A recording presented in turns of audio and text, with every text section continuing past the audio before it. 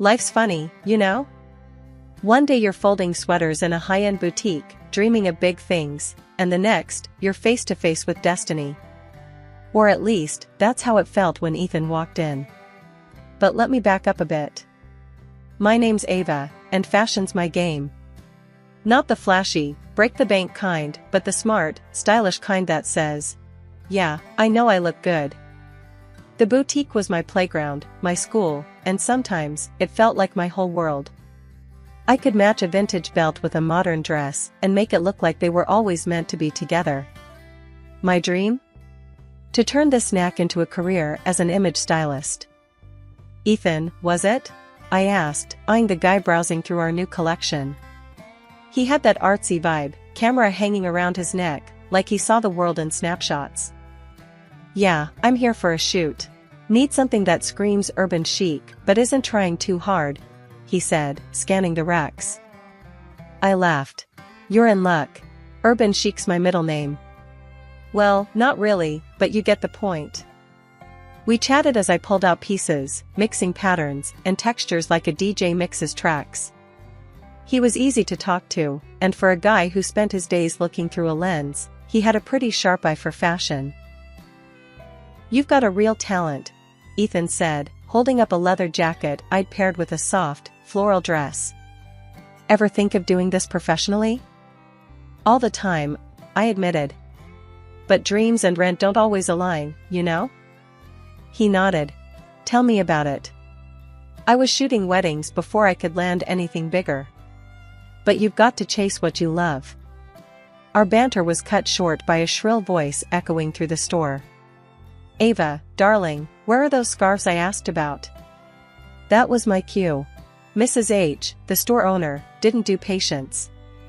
"On it," I called back, giving Ethan an apologetic smile. "Duty calls." He handed me his card. "Let's talk. Maybe there's something we can collaborate on." "Maybe," I said, pocketing the card. I didn't hold my breath. People threw around "let's collaborate" like spare change, but nothing ever came of it. The rest of the day was a blur of customers, folding clothes, and Mrs. H's demands. But as I locked up the store, Ethan's card burned a hole in my pocket. What if? I thought. Nah, better not get my hopes up. "Hey, Ava." It was Ethan, leaning against the wall outside. "Grab coffee with me? I've got an idea I want to run by you." Coffee turned into dinner, and dinner turned into late-night talks about everything and nothing. Ethan's world of photography was as colorful and chaotic as mine in fashion. And the more we talked, the more it felt like our paths were meant to cross. Ethan's idea of meeting the family came out of nowhere. One minute we were chilling on his couch, flipping through old photo albums, and the next, he's all, "You should come to dinner with my folks this weekend." "Are you for real?"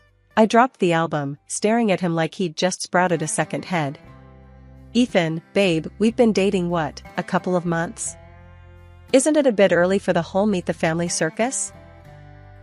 He just grinned, that cocky smile that always made me roll my eyes and laugh at the same time. "They're gonna love you, Ava. And I want my worlds to collide, you know? You, them, all of it together." I could have said no. Could have told him I wasn't ready to jump into that pool just yet. But looking at him, all excited and hopeful, what could I do? I caved. "Fine, but if your sister starts measuring me for a wedding dress, I'm outta there." Ethan laughed. "Mia? Nah, she's more likely to sell you a knockoff and keep the change." Great. Just the endorsement I needed. Ethan wasn't kidding about his family living large. Their house was like something out of a magazine, all sleek lines and expensive tastes. I felt my thrift shop chic outfit shrinking in protest as we walked up to the door. His parents were the picture of upper-class warmth. His mom, Linda, enveloped me in a hug that was surprisingly genuine, while his dad, Mark, offered a firm handshake and a friendly nod. So far, so good. Then came Mia. She sauntered in like she owned the place, which, in a way, she probably did. "So, you're the girl who's been keeping my brother away from us," she said, eyeing me like I was a puzzle she couldn't quite solve. dinner was a minefield. Every question Linda asked was laced with curiosity and a hint of judgment, while Mark was more interested in Ethan's work, occasionally throwing a question my way like an afterthought. Mia, though, was on a whole other level. "So, Ava, Ethan tells us you're into fashion. Planning to make a career out of selling clothes?" I bristled. "More than selling, actually. I'm looking into becoming an image stylist. There's art in creating an image, a persona. It's not just about the clothes." "Art, huh?" Mia smirked. "Sounds fanciful." And here I thought art was about expression, not dressing up mannequins. I could feel Ethan tensing beside me, but I laid a hand on his. "Everyone's got their medium, Mia. Some use canvas, others use a camera." I glanced at Ethan. "And some of us use fabric and texture. It's all expression in the end."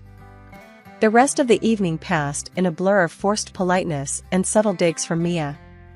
By the time Ethan and I said our goodbyes, I was more than ready to escape into the night. Meeting Ethan's folks and getting to know his family was one thing, but dealing with his sister, Mia, was a whole other level of drama I hadn't signed up for. It all kicked off one afternoon at the boutique, right in the middle of a busy spell when Mia decided to grace us with her presence. She strutted in like she owned the place, her eyes scanning the store until they landed on me. "Hey, Ava, you're gonna hook me up with a discount, right? Family perks and all that," she said, smirking as she held up a dress from the new collection. I was already bracing for trouble. "Mia, you know I can't do that. This is the latest line. No discounts, not even for family." Her smirk dropped, replaced by a scowl. "What? Come on, don't be such a stick in the mud. I'm practically your sister." I shook my head, trying to keep my voice even. "Rules are rules, Mia. I can't just change them for you." That set her off. She threw the dress down and stormed out, muttering about how I'd regret this. I sighed, knowing this wasn't going to end here.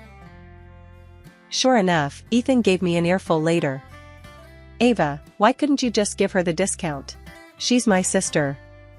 We're supposed to look out for each other." I was fuming, but tried to keep cool. "Ethan, I'm not about to lose my job over a discount. She was asking for something I can't do.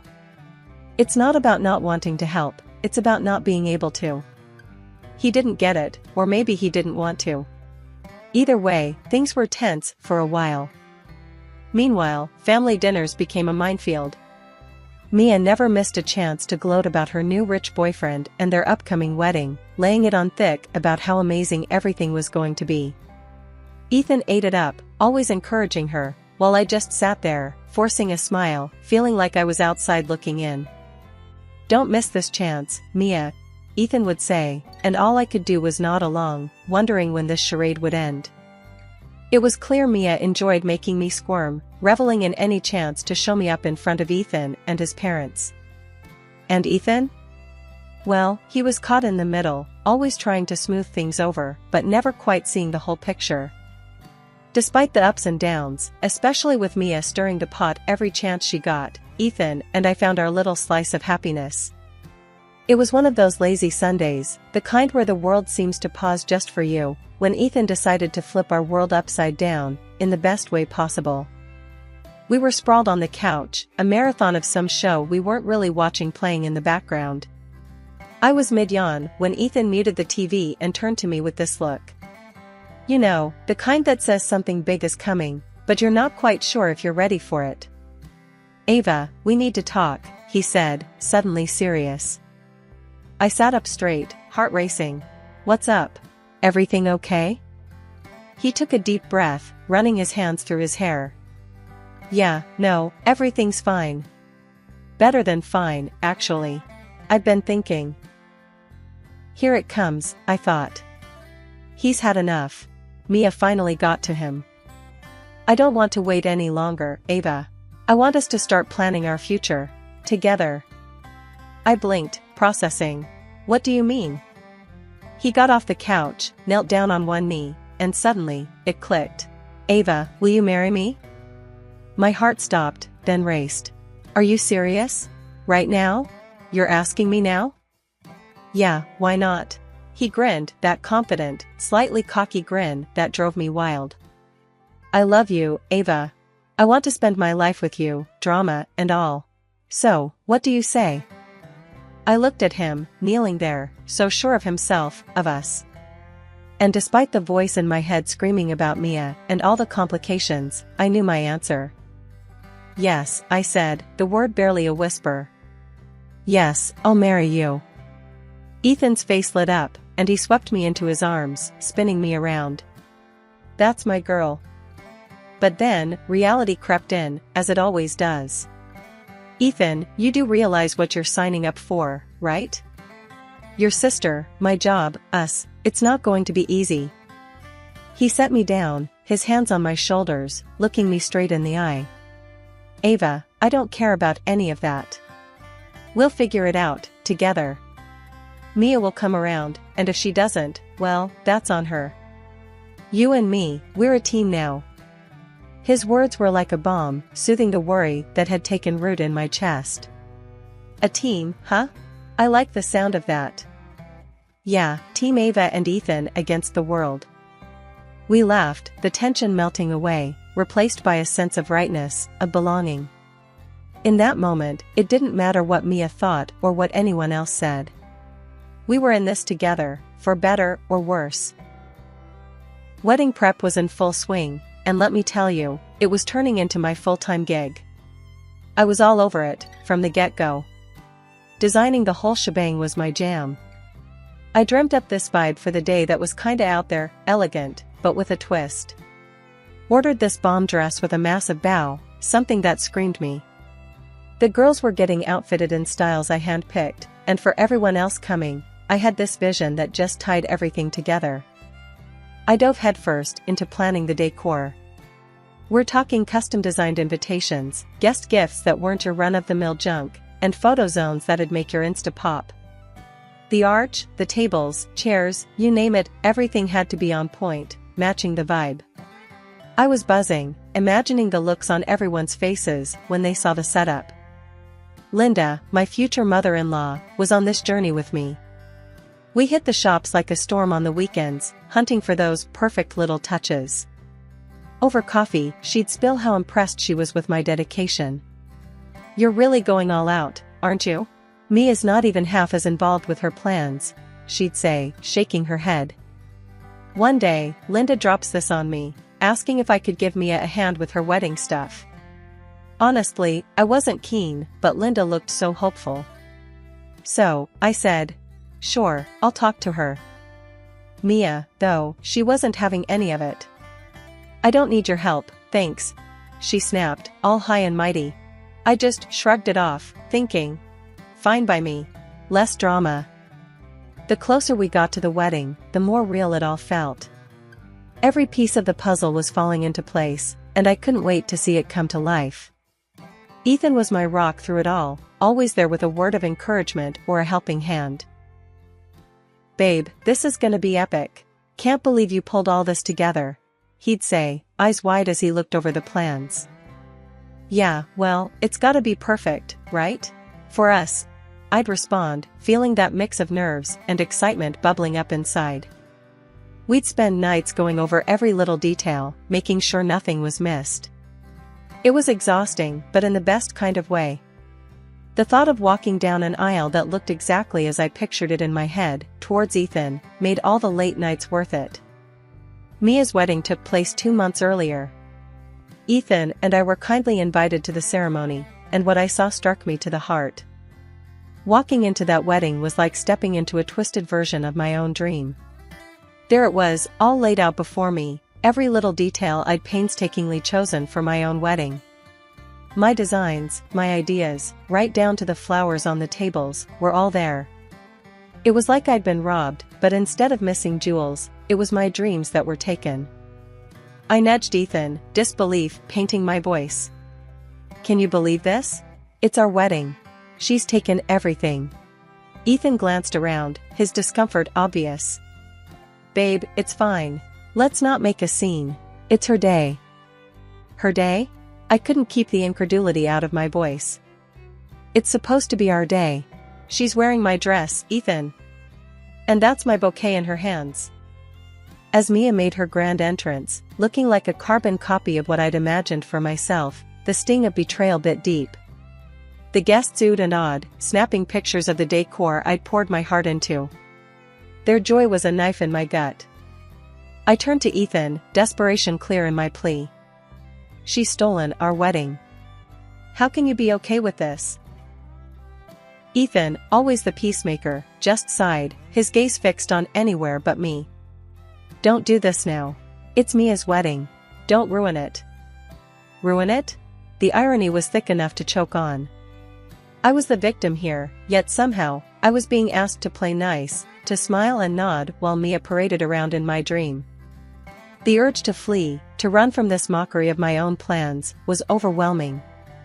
But as I stood there, surrounded by stolen dreams, a fire lit within me. No, I wouldn't run. This wasn't just about centerpieces and dresses, it was about respect, about the sanctity of my ideas. Ethan, I said, my voice low but firm. This isn't right. You know it. I need to know how she got her hands on my plans. He looked at me then, and I could see the worry in his eyes. But before he could respond, Mia was upon us, beaming in her ill-gotten gown. Isn't it just perfect? She gushed, oblivious or indifferent to the turmoil she'd caused. I forced a smile, my mind racing. It's something, all right. Tell me, Mia, where'd you get the inspiration? Her laughter tinkled, fake as the facade we were all maintaining. Oh, you know, here and there. A girl has her sources. After these words, she importantly walked away from me to the guests. Sources. The word echoed mockingly in my head. My sources, my plans, my wedding. Ethan tried to steer the conversation elsewhere, but I was done.